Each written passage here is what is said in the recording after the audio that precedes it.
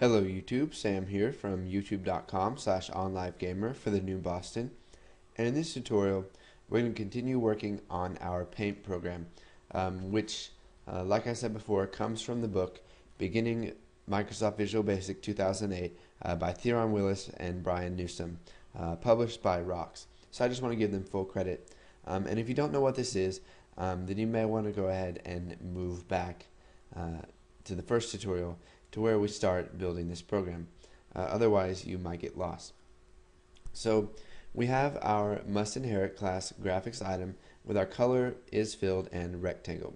So let's just go ahead and make some public methods or subs. Subs can also be referred to as methods. If you didn't already know that, you may have been confused in some of my previous tutorials when I called subs methods. So we'll create public must override sub draw. And this is going to take some arguments. So we're going to need by val graphics as graphics. So they're going to need to pass a graphics object to this draw sub. Now you can see that it says must override. So what this means is that every class that inherits from GraphicsItem must override the sub draw. So they must have another draw sub for themselves, or else they will get an error and they won't be able to compile. So what this does is it lets, let's say you make a couple classes from GraphicsItems. You have a different draw for each one of those, but if you create a variable of type GraphicsItem in your form1.vb, and it is use polymorphism to use, let's say, graphics circle. If you call your graphics circle object.draw, it's going to run because GraphicsItem also has draw. Now if that confuses you a little bit, that's perfectly fine. You'll learn more about that later on. We've done that in some previous tutorials. Polymorphism is a simple concept, but sometimes it can get pretty confusing. So don't worry about it right now if you don't understand that. So let's go ahead and create another sub. So public sub set point. Now what this is going to do is it's going to set the point where we're going to draw our circle. So this is going to take some arguments. So we're going to need the X position, and we're going to use it an integer, and then by val Y as integer. And we're going to need the graphics size. So by val graphics size as integer. And then we're going to need the color. So by val graphics color as color. And then we're going to do graphics is filled. So by val graphics is filled as Boolean. Okay, so now we're going to create the rectangle that we declared up here. So we've got public rectangle as a rectangle. Now when we create a rectangle, we're going to have to make an object of it. So we're going to say rectangle equals new rectangle. So we're creating a new rectangle object, and this is going to take some arguments.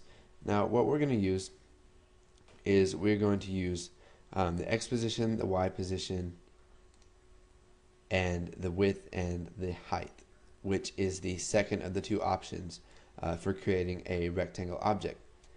So we're going to use X, which is passed right here, and we're going to subtract it. We're going to subtract graphic size divided by 2 from it. So let's just make sure it's graphics size.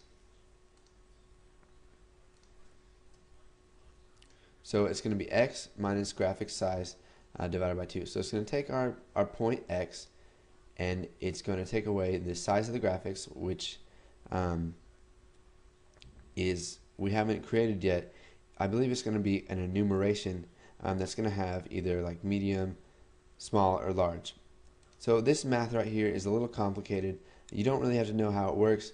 You can play around with this number right here divided by 2 and see what it does. So basically what it does is, I'll try to explain it the best I can. Instead of when you click, it's going to draw a circle down. Like when you clicked in our previous video with the square, it created it at the top left corner of the square, and everything went down and to the right from that. Well, what this algorithm right here does is it makes it so when you click, you're clicking in the middle of where the circle's going to go instead of the top left corner. So we're going to do that for the y as well. So y minus graphic size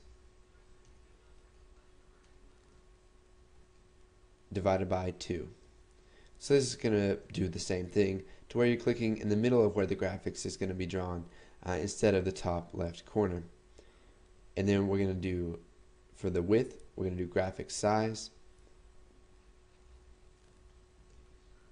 And then for the height, we'll do graphic size. So what this is going to do is it's going to give us a perfect circle each time. So let's say graphic size is equal to, let's say, 10. This one is also going to be 10. So it's going to be a 10 by 10 rectangle. And when you draw a circle inside of that 10 by 10 rectangle, which is a square, you're going to get a perfect circle. Now, if you didn't use the same sizes right here, you would get what's called an ellipse. And we don't want to have to deal with that. So we're just going to be making a bunch of circles by using the same graphic size. So we have our set point, our x position, our y position, the graphic size, and we're going to have the graphics color, which is a type color, and then the is filled, which checks to see, which tells this set point if it's going to be filled or not. So go ahead and put this code in if you haven't already. And before we're done, we're going to have to add 2 more things to this sub. So we're going to set color, our variable color up here, equal to graphic color.